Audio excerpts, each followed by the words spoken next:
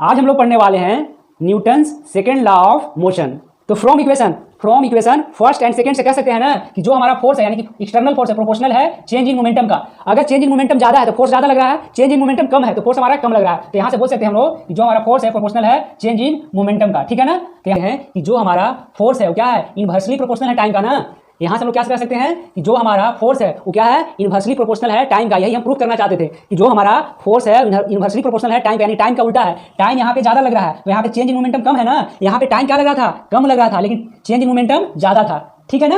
है तो यहाँ से कह सकते हैं force proportional to delta P by T from equation third and fourth, ठीक है ना। तो देखिए अगर हम डिफाइन करना चाहे किसको, इस इक्वेशन को यानी कि Newton second law of motion को, तब क्या बोल सकते हैं, तब हम लोग क्या बोल सकते हैं, तो हम लोग बोल सकते हैं ना कि देखिए the rate of change of momentum of a body is directly proportional to the applied force and takes place in the direction in which the force act.